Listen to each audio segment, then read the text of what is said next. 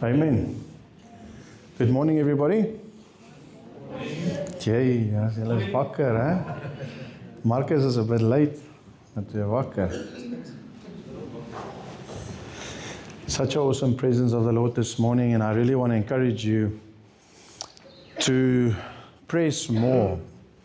I believe this fast starting tonight and this fasting that we're doing this year is instrumental in the breakthrough.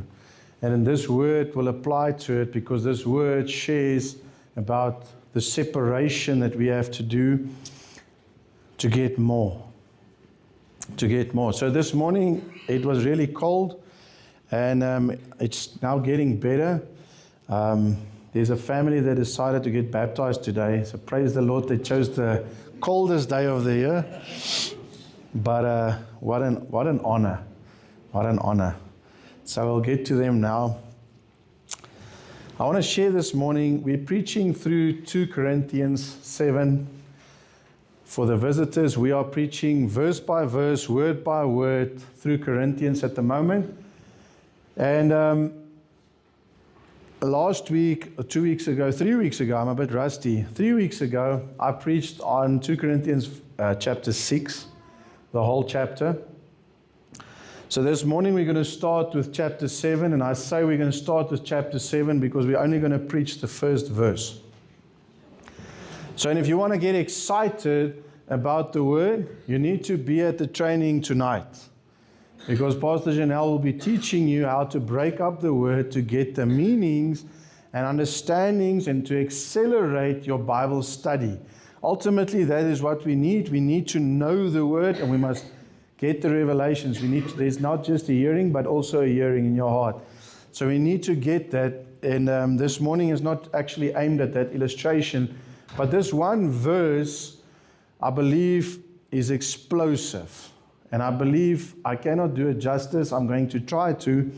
But there's one verse, if we get it, it's going to change your life.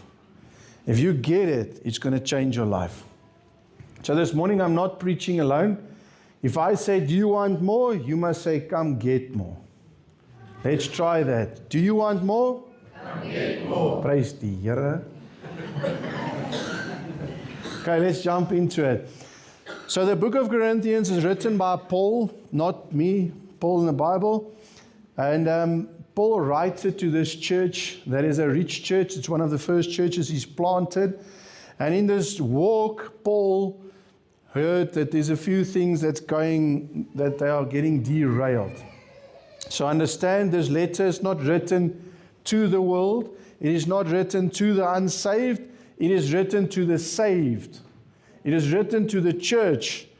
Oftentimes we will read some of these things and think, yeah, no, I know a guy like that. If you say that, you're probably that guy. Hello? So the book of Corinthians is tough. It is a tough book, but it helps us. And if you really love someone, you will really tell them the truth. Because the truth will set you free. The truth might hurt. And some of the things that you might get truth on is not your fault. Your parents might have raised you that way. Life's unfair, guys. Things happen. And it is not your fault. But you can't get stuck there. You need to move forward. Amen. Let's start reading. 2 Corinthians 7 verse 1. Therefore, having these promises, beloved, let us cleanse ourselves from all filthiness of the flesh and spirit, perfecting holiness in the fear of God. Do you want more? You want more? Come get more. I'm going to read it in the Amplified Version 2. Therefore, since we have these great and wonderful promises, beloved, let us cleanse ourselves from everything that contaminates our body and spirit, completing holiness, living a consecrated life, a life set apart for God's purpose in the fear of God. So you see that water there. I would much rather prefer the clean water than this dirty water. Amen. So I'm going to start with, therefore, having these promises. So we need to understand what are the promises before we can continue. Do you agree? Now, Paul is busy writing this letter, and in 2 Corinthians, there are many promises in the Bible, but he's busy writing a letter to them.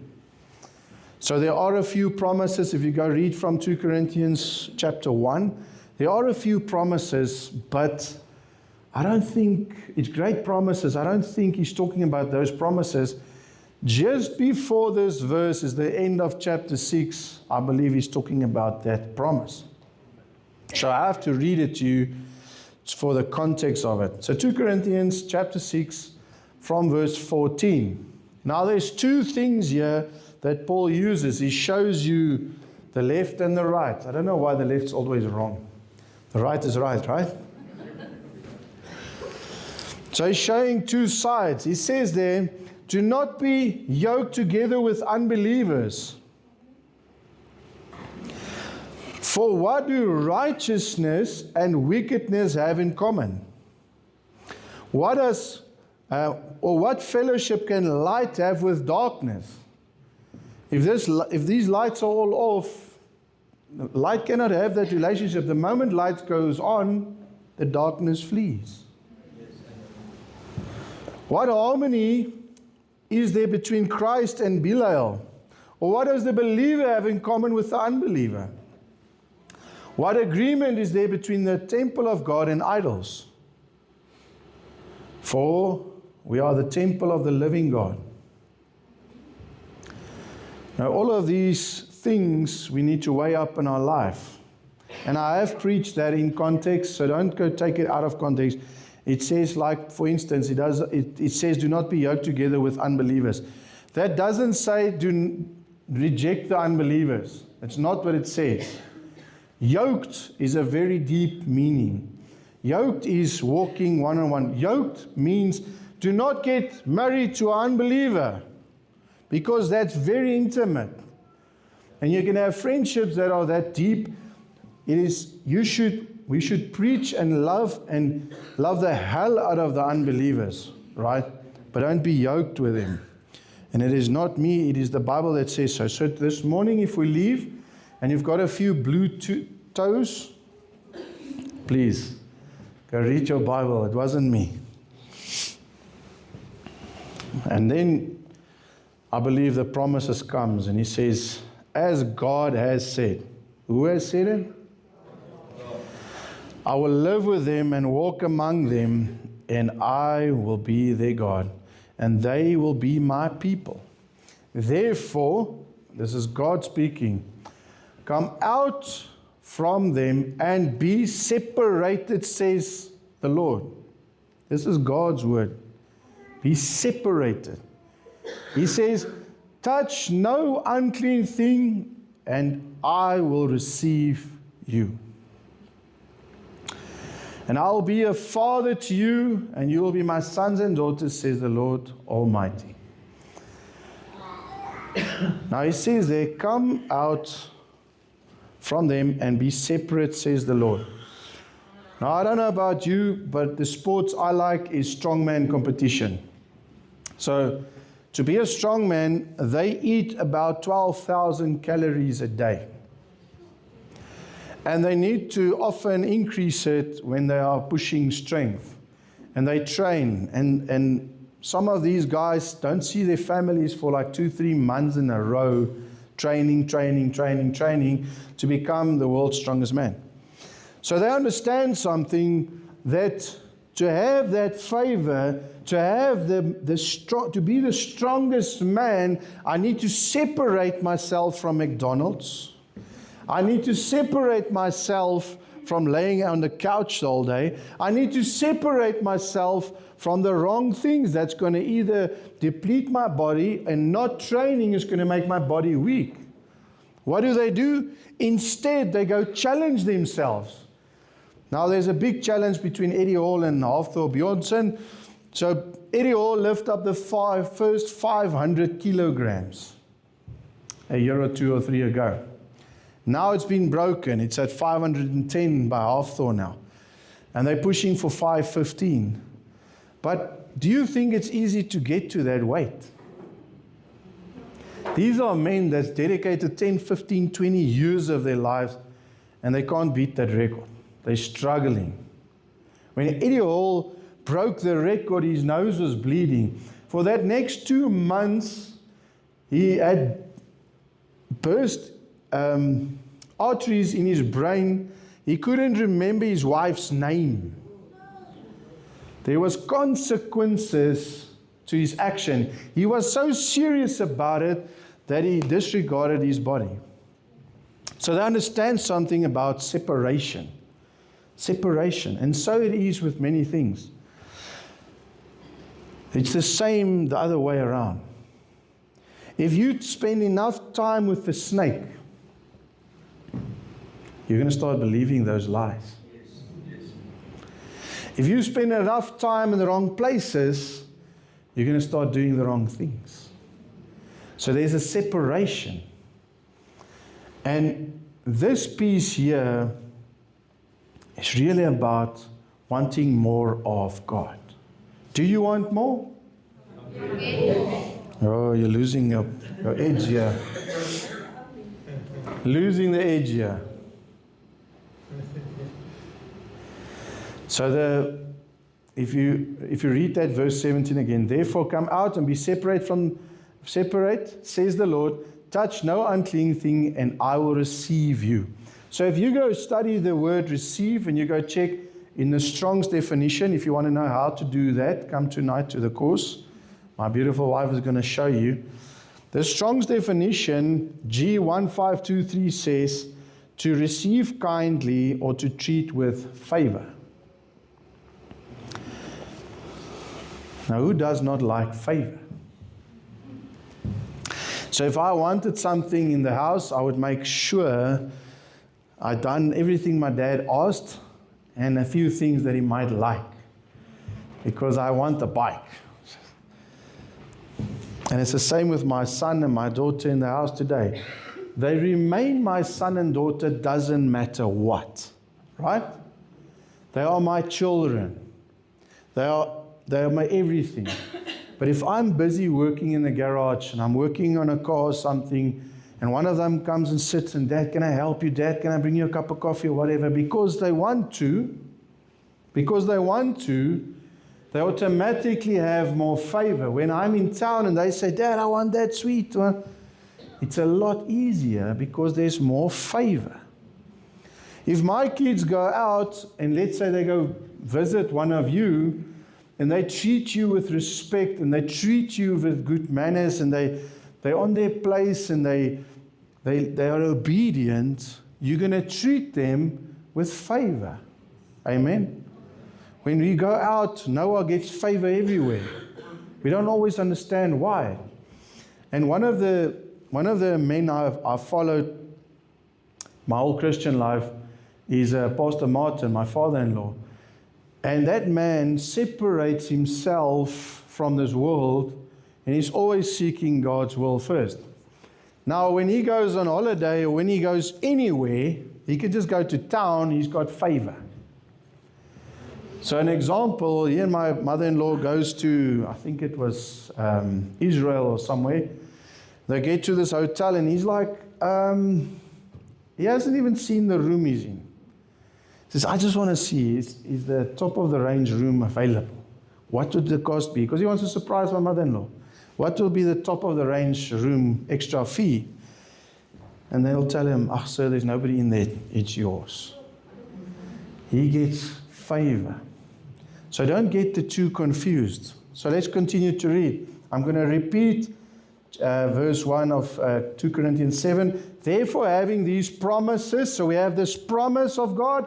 The promise is if you separate your life, if you have a separated, sacrificed life for Him, there will be more favor upon you, right? That is the promise. He will walk with you. He's going to take your hand. You'll have that favor. Then he says, Beloved, let us cleanse ourselves from the filthiness. So when you get saved, does that mean once you get born again, I can sit now and just go on with my old life? Now, and that's the thing, that's the main message on my heart of the Christians for today, is the concern that this mentality of I'm saved and I don't have to proceed, I can just live the life I want to. That's the same to say, I got married and I can date other girls. It feels like it.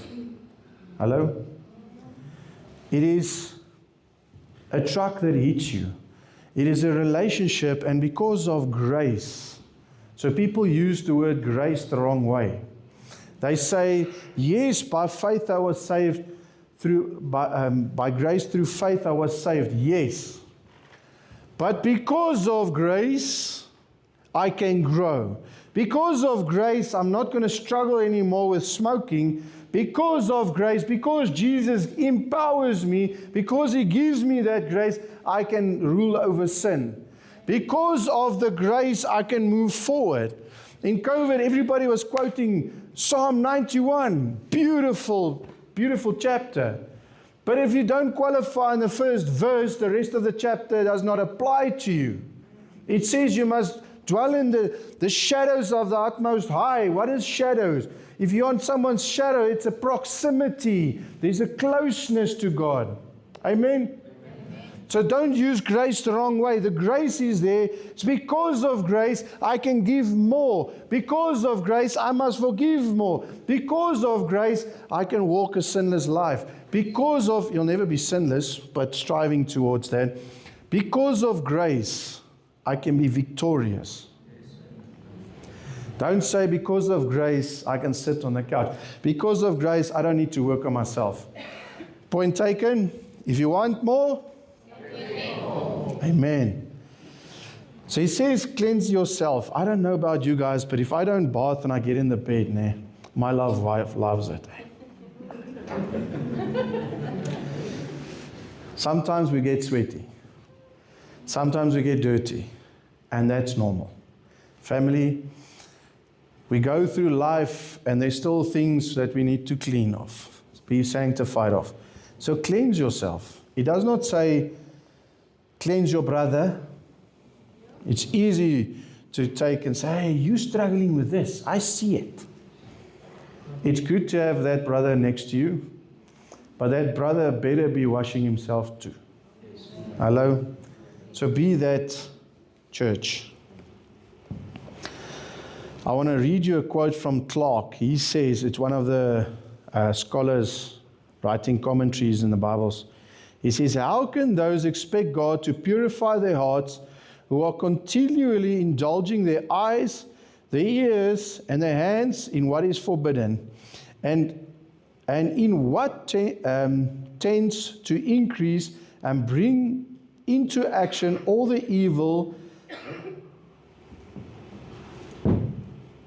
evilness into your soul?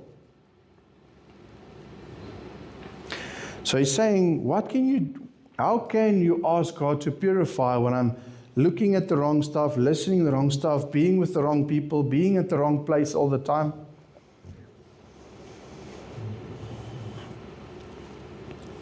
And I want to clarify something. There's two aspects of this grace. He says, for a man that needs to be cleansed by grace, Jesus cleanses us first. You must understand this piece is not about your salvation. He is talking to the church. He's not talking to the unsaved here. He's talking to the church. And he's saying in 1 John 1:9 says, if you confess your sins, He is faithful and forgives us of our sins to cleanse us from all unrighteousness. This is God's work in us and not our work. So he's not talking about that. He's talking about living grace. He's talking about putting in your effort, laying down the things that you know is not right yet. Because sometimes we are not so alert than we think. And I'm going to prove it to you by examples in the Bible. So the one is, he's talking about cleansing ourselves from all filthiness in the flesh and spirit. Have you ever thought about cleansing things in your spirit? Flesh and spirit. This whole being needs cleansing, right? I've been saved, and by grace my sins has been washed away. But I still have some wicked thought patterns that needs renewal. There's still some few things and habits that I need to get rid of. So in the flesh, Jesus walked on earth, and he came to tax collectors. They were known for stealing people's money. They were known to be crooked. They were known for these things, but Jesus visited them and changed their lives. Jesus walked and he spoke to harlots. He got to the woman at the well. Jesus attacked the flesh in love. He says, guys, I love you guys. Because of me, because of my grace, stop doing these things. When that lady needed to be stoned, Jesus says, if you have no sin, pick up a stone. And when everybody left, he says, where are your accusers now? And then he says, daughter, and he says, go and sin no more. That's the cleansing, what he's talking about here. Go and sin no more. Stop the sinning. And then you get the spirit cleansing that needs to happen. That was flesh. That was flesh. That is a lot easier. What do you think was the things that Jesus struggled with? I wouldn't say he was struggling, what he was facing on earth. He was facing the scribes and Pharisees. It was a lot more difficult for them to accept Jesus Christ. It was a lot more difficult. Fast forward to church of today. Many churches will give you a tick sheet how to be saved. Many churches will say you have to eat this, you have to do this, you have to be saved. That's not true. You are saved by faith, by grace through faith. That is how you're saved. Acknowledging Jesus Christ, your Lord and Savior, died on the third day, and with your whole heart, your being, you give unto Him. Then you are saved. Then the walk starts. Who doesn't want favor? I want to, when I get in front, they say, oh, it's half price. I want to walk into Isuzu and they say, here's a brand new Isuzu for you, sir. I'll just take your old Corsa bakkie and replace it for you. We all want favor. But you agree that it's a lot more difficult to deal with our pride. Legalism. When we are self-focused and self-righteous. If we are bitter, if we have hatred. I see many people and I talk to many people and that's the most difficult thing is if they have a set way of thinking, to break through that is difficult. It takes a lot of reasoning and a lot of prayer, and oftentimes you won't win. Because if they don't want to cleanse the spirit, God's not going to force you. But then you don't get that promise. So if you want more, get more. These guys are sleeping here. And these guys are still awake.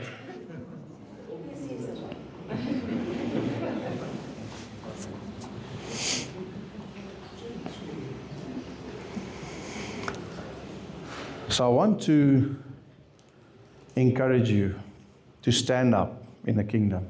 I want you to encourage you to seek and want more of this of God, this favor of God.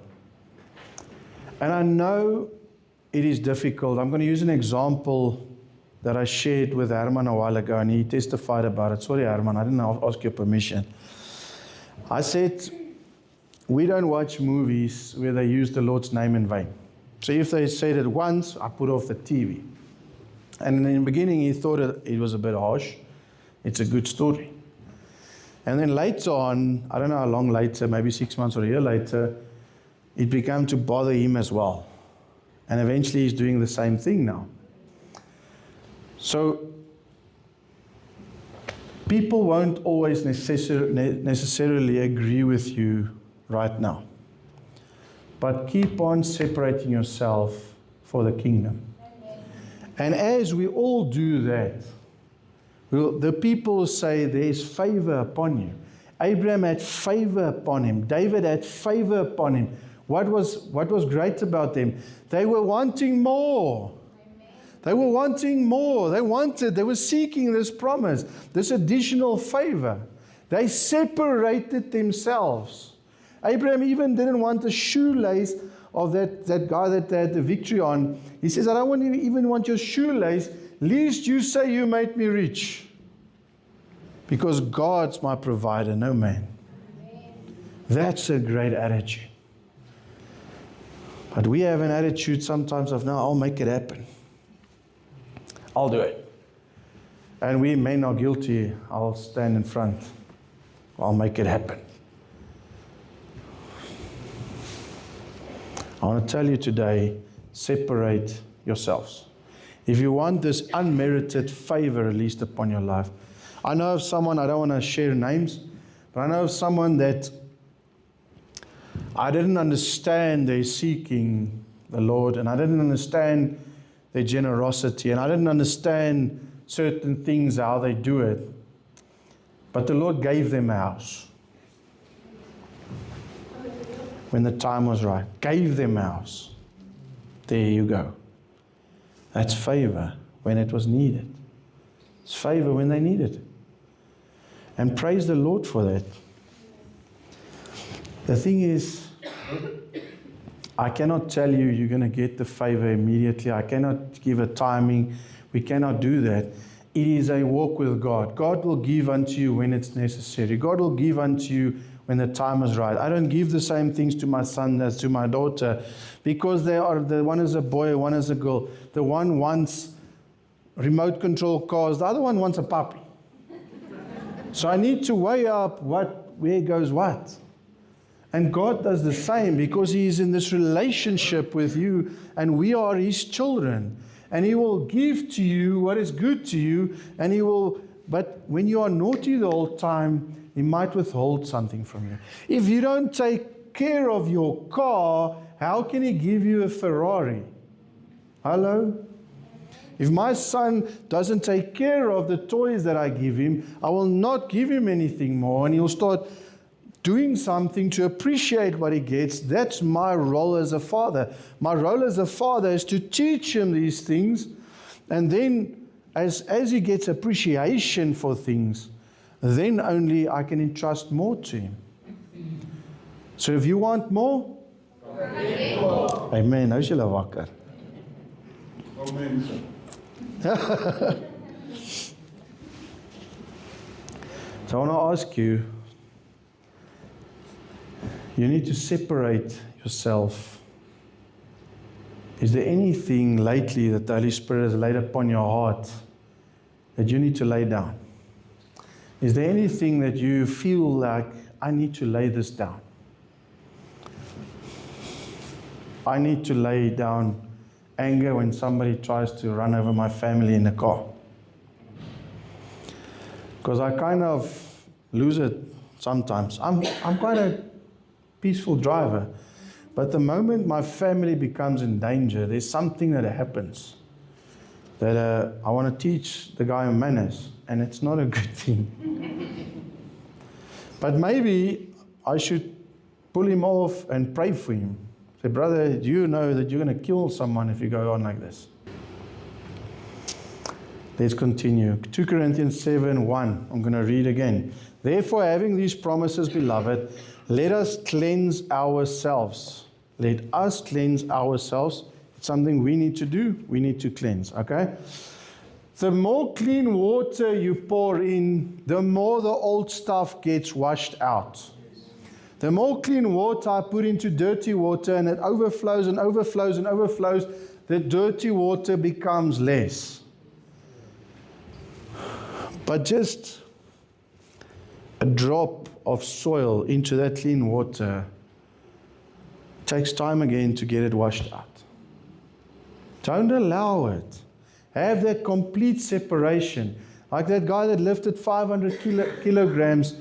Be that one that says, if nobody's going to stand, I'm going to stand. Because if the Holy Spirit empowers us to do the same work that Jesus has done, then why are there not enough Davids here? Why don't I see Goliaths falling? We need to stand up in what the Lord has called us to do, because there are giants out there that needs to be slain. And we cannot wait for someone to do it. This is not a passive thing. This is an active thing of you. Separating, seeking God in this, and let Him build you so that we can draw these lines. That is what this fasting is about. This whole year we're fasting 3 days every month, 10% of the month. And we're asking the Lord for living water. We want this living water, and the way to get this living water and this grace upon our lives, this favor upon our lives, is seeking Him. It comes from presence. It comes from spending time with Him. And you are not perfect. None of us are. But we are moving and striving to more holiness. He says there specifically, full of all filthiness of this flesh and spirit, perfecting holiness. Does that mean you are going to be perfect and sinless? No. That is out of context. In context, perfecting holiness is there's more clean water in it, and the dirt is starting to wash out. That process is talking about cleansing. That process is becoming whole. Becoming whole.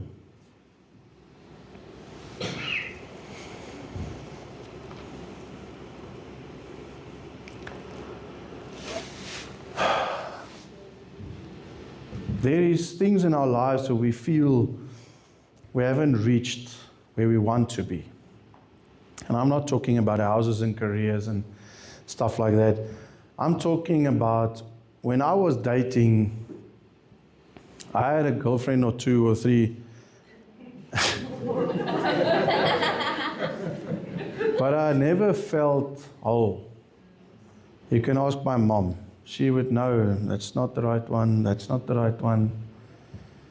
Until I met my wife. And until I got confirmation from God that it is my wife. And I feel whole. There is a wholeness. There is a completeness. There is I don't want more. That's what I want. That's everything I want. And I don't lay in bed and think, if she just was a little bit taller or shorter or this or that. No. There's a wholeness. But while I was dating, my mind was busy. Is she right? Is she not? I always had these fights. I don't have that. I walk in full trust and in full love, and we enjoy one another. We enjoy one another. That's wholeness. That's what he says here, perfecting holiness. It's perfecting that relationship with God, perfecting and coming closer to Him. And in that process, there's many things in the Bible He's going to teach you, that how you can get a healthy relationship with people, healthy and complete relationship and peace and finances, healthy in all aspects of your flesh and spirit. But you need to consider these things, and why I'm laying this foundation, I'm really laying a foundation for the rest of the next 3-4 books of Corinthians, because if you don't grasp this, you're going to struggle to take what is coming. We want that wholeness. And even in this fast, if you just take a day or 2 and you just take one item to pray about, and seeking the Lord with everything. Matthew 6:33 is, first seek the kingdom of God and His righteousness. All other things will be added unto you. You'll become whole. You'll become whole. When I was still, I don't know why this is coming up now. Maybe somebody needs to hear it. When I was seeking the Lord, and I was lost, and I did not have a girlfriend at the time, but my now wife invited me to church on New Year's Eve. And I said, no, I have other plans. And I went to my friend. We had a thing every year, and all these specific friends got together, and we spent the New Year, and one of the friends' birthday was on the 31st, and we spent that. But that night at 10, I said to the guys, listen, I'm crashing. No, what are you doing? What? Because I could stand in a place where there's 100 or 200 people, but I had a hole in my heart. I didn't feel complete. I felt lost, and I was lost, but I felt lost, and it's something I couldn't explain because I looked unto people, unto entertainment, unto making fun of things. I had this thing that I had to be the joke of the evening, but I felt lost. 10 o'clock at night, the guy says, what's wrong with you? I said, no, my eyes are hurting. My contact lenses are scratching me. Lying to him. Meanwhile, I'm crying because I feel broken. I'm not filled. It is fun to be with the friends, but I'm not whole. I'm not whole. And I was rolling in that bed, and about 3-4 weeks after that, I came to meet Jesus. And I was whole. Even if He takes me today, I know where I'm going. I know what I've started, He will finish. He will finish all the work. I know that I'm whole. And it is a journey with Him. But to have that loneliness for years, I tried to drink everything there was to drink. And I'm not talking about water. It didn't fill the gaps. The 1 or 2 girls I dated didn't fill the gaps. All the turbo cars and fast bikes didn't fill the gaps. But who doesn't want that wholeness? And if you've got that wholeness, I want that closeness. Hey, Dad, what do you think? Hey, Father, help me with this. Father, He's always there for me. We were on the beach one day. My dad loves swimming at the sea, and he loves the sea. That's why he doesn't come to Meyerton. He said he lost his passport now. But there was a guy with a surfboard, and he ran over me. And my dad chased after the guy, and he said to him, I'm going to beat you. What is your problem? But he had my back. He had my back. That's favor. Brothers and sisters, we just did a video for Father's Day here at the back. And there was little ones that didn't have a father there. Those fathers are not there. You want that closeness.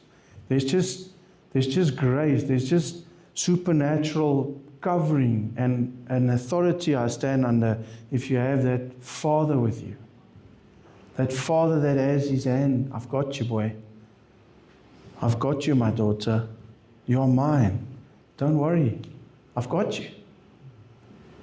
But to have that, there needs to be a seeking. My kids are very different. The one runs at me and jumps on me, and climbs on me, and she thinks I'm a ladder.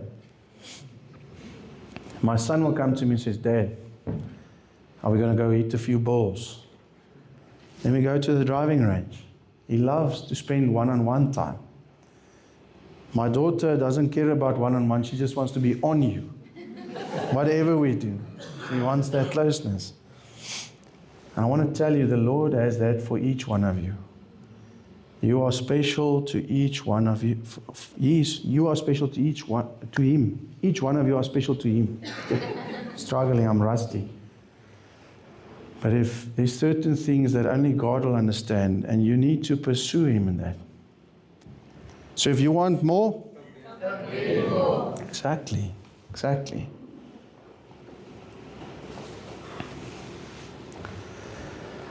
And I also want to encourage you about 2 things. The one is, I preached about 3 weeks ago. It's 2 Corinthians 6 verse 1. It says, we then, as workers together with Him, also plead with you to not receive grace of God in vain. Don't use the grace of God. Don't use the grace of God in vain. Don't abuse it. Have awe for God. Have that respect for God. Sometimes my children will overstep. And then I'll pull them into line. But it's not a place of arrogance. It's a place of surreal relationship, intense relationship with God. having that fun with Him. And it's not a thing of sitting there and just praising Him all the time. That's doing a life with Him, talking to Him. I was talking to Him this morning up and down, up and down. I'm like, Lord, what do you want me to do? And He gave me 2 words that I had to share. And the one I had to do in person, and the other one I needed to come on the stage. I was just obedient. But that's life. And it's wholeness. The more you walk in that, the more you'll become whole. Because you are created to the image of God for His likeness. James 4:6, but He gives more grace. Therefore He says, God resists the proud, but gives grace to the humble. He gives grace to the humble. And that's the warning to the church. In the chapters that's going to come, I'm almost wrapping up. In the chapters that's coming, prepare your heart. And Paul is speaking to the church. He's speaking to you that are saved. If you are not saved here, you can ignore what I said this morning. It is to the church. It is to the people that sometimes we think we are okay, but we are not always okay.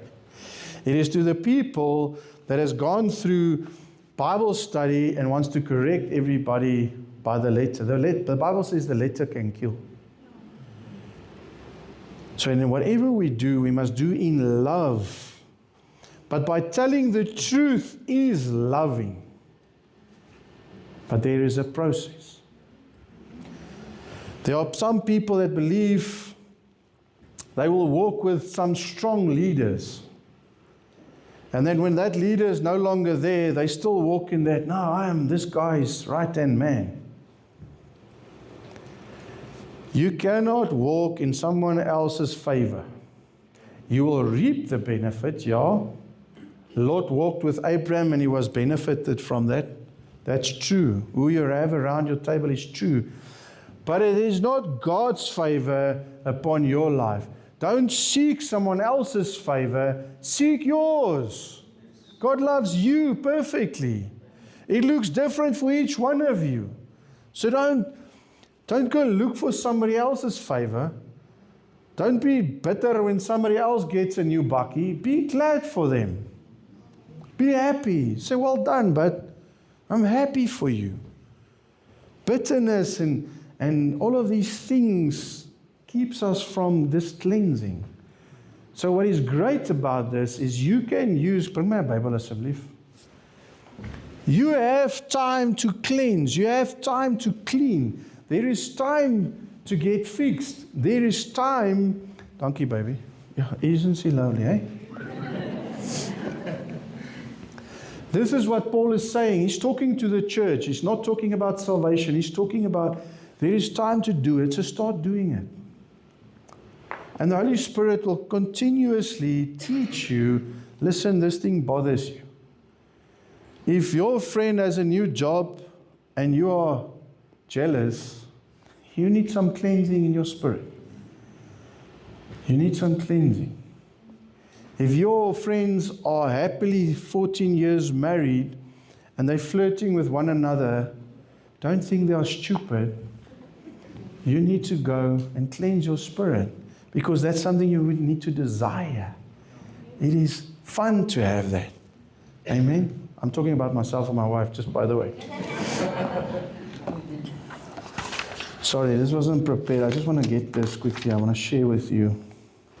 So this is in Genesis 4, the story about Cain and Abel. Now Abel was giving unto the Lord first fruits and offerings, and Cain did not. But Cain got cross. Now oftentimes, when these things happen with us, we get cross. Or when somebody steps on your toes, we get cross. And we will quickly run out of the place. I get irritated. And I know that's my weakness. So oftentimes my wife or my mom or my dad or whatever, they will tell me something and I know I'm wrong, but I'll get defensive first. So I've learned now, and I'm trying hard to keep quiet, walk away, and ask the Lord to cleanse my heart. But I don't always get it right, but I try. But listen what happens here. So Cain is cross Because God is accepting Abel's offering, but not Cain's. Because Cain's happened over a period of time. And God wants your first, and God wants over a time, and He wants that relationship with you, that time with you. He wants to be your provider in all senses. But there's an action that goes with it, and Cain doesn't like it. He doesn't like it. But listen what God says to him. He says, so the Lord says to Cain, why are you angry? And why has your countenance fallen? If you do well, will you not be accepted? So God is telling him, if you cleanse yourself, you will be accepted. Hello? If you go seek that and you cleanse yourself, you will receive that favor. That's just an acknowledgement of that. If you want more. And the last piece is in the fear of God. Therefore, having these promises, beloved, let us cleanse ourselves from all filthiness of the flesh and spirit, perfecting holiness in the fear of God. And we've preached many times over the fear of God, and I don't think we can do it justice, but I want to say this nicely, but I see things you guys don't, okay? So what I see is people saying,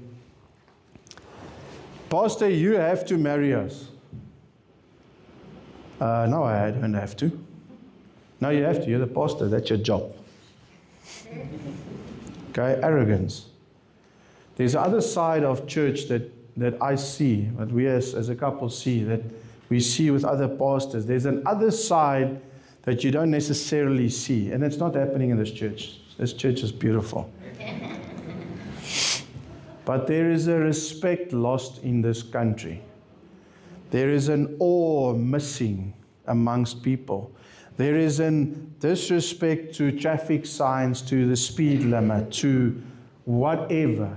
At the moment, if a traffic cop pulls me over, I'm like, your lights doesn't work, your tires are slick. Why should I listen?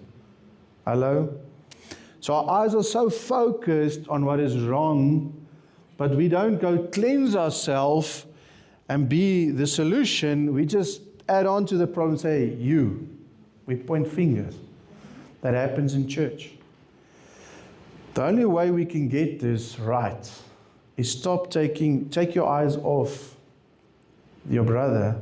There's a place to disciple, don't get me wrong, but take your eye off your brother and sharpen your own iron. Have an awe for God. Compare to God. Don't compare to man. Compare to God. Follow Jesus. Say, what would Jesus have done? Jesus, what do you say? Jesus, how would I do this? Jesus, I want to go forward. I'm not sure. Compare your standard to Jesus, not to man. And people may imitate you. That's great. In this church, we'll always say, imitate, but follow Christ.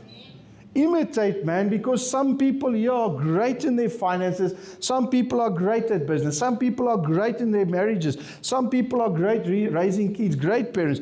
Imitate them, learn from them, but follow Christ. Amen. But the restoration of the fear of the Lord needs to come back to the church. There needs to be that respect and honor to the Lord that needs to be restored in the church as a whole. I'm not, you guys have the awe of the Lord. You have. But it's something seriously needs to be taken into consideration. And why does Paul say this? Perfecting holiness in the fear of the Lord.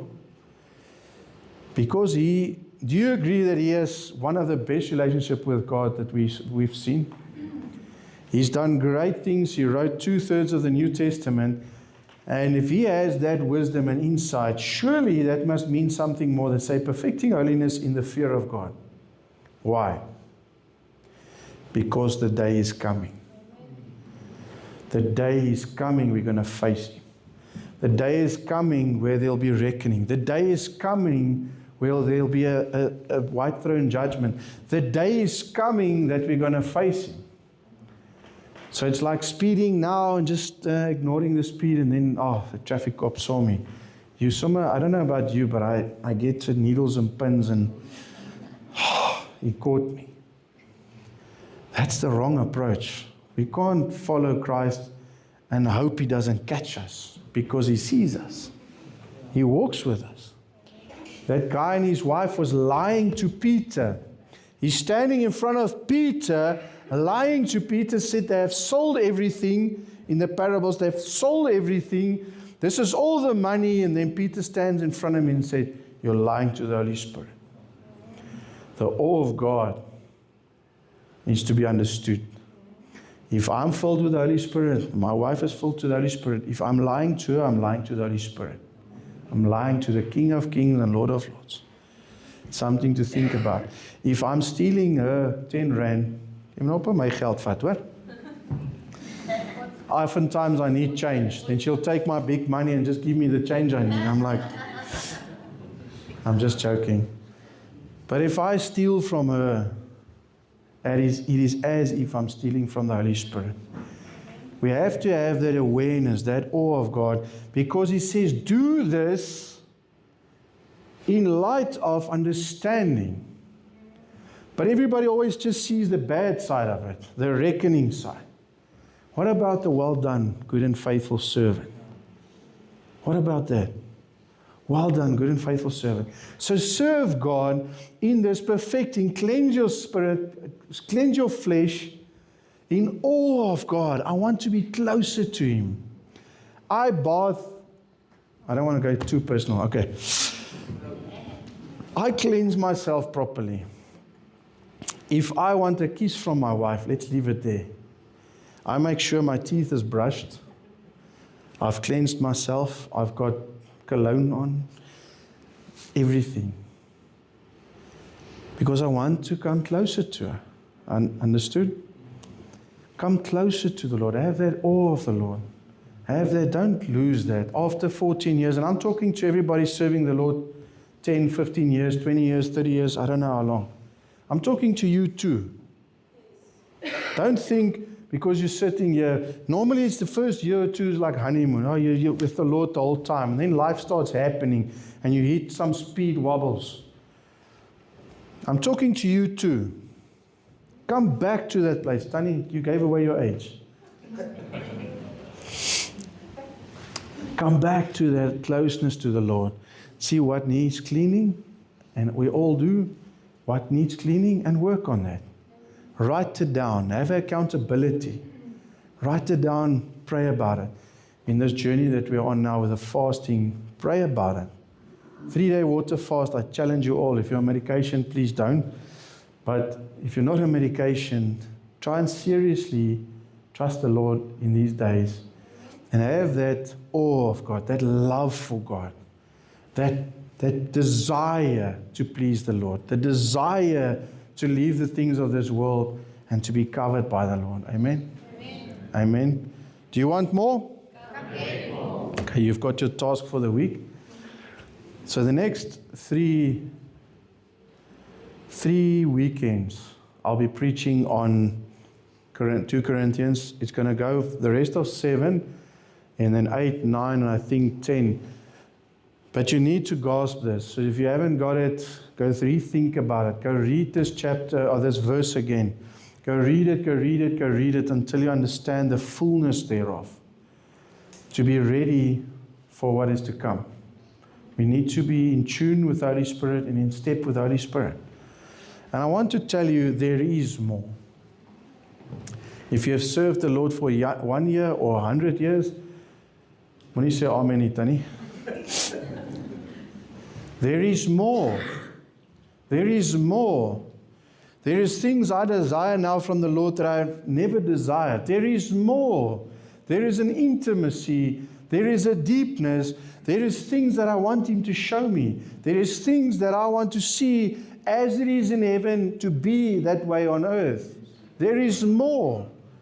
I think the lack of pushing for it is why we're not seeing it. There is more. So I hope you're encouraged this morning, ready to cleanse yourself and go get more from the Lord. I want to call someone, but I'm not going to do it. John 15:5. I'm going to leave it there. Be rooted in the vine. Amen. Amen. Let's pray. Father, we just want to thank you, Lord, for this word. Father, and although it was one verse, it's one explosive verse, Father, which I couldn't do justice this morning, Father, but I pray, Lord, the Holy Spirit will bind it in our hearts, grow it, let it change our thought patterns, let it change our desire so that it will be more for you, Lord. Father, I pray, Lord, that there will be an uprising, Father, of your church, Father. We speak to all the dead bones, Father, to come to life for your kingdom, Father. Father, we pray, Lord, that this word will manifest in our lives. Father, I pray, Lord, some of these cleansing things are difficult. They are really difficult, Father, but because of your grace, I know we can do this. Because of your grace, and this is not a performance to be saved. We are already saved, Father. This is for that favor, for that intimacy, for that edge, Father, to have that beautiful wholeness in all the other areas that are lacking in our lives, Lord. Father, I speak a blessing over your people, Father. Father, I speak life over them, Lord. Father, may they go out here and be the church. Father, may they be the church wherever they go. May they pray. May they have the boldness, Father, that you have created them. Father, because if they walk in that presence, like you said to Cain, Father, if they just come to that presence, they will see it, Father. If they just walk in that obedience, they will see it, Father. They will find it, Lord. And so I thank you, Father. Thank you for the miracles that are happening this morning. Thank you, Lord, for the touches that you have already given this morning and for the flow of your living water this year. Father, we acknowledge you and we are choosing tonight at 6 to start separating ourselves from the things of this world. We are separating our fleshly desires, Father, to come closer to you, Father, to receive and to understand and to flow in your living water. Father, your living water gives life. And so I thank you, Lord, that your church will be alive, Father, that our fruit that we'll have, Father, will be your fruit, Father, and the goodness of you in our lives, Father, will lead those around us to repentance. So we thank you, Lord, in Jesus' name. Amen.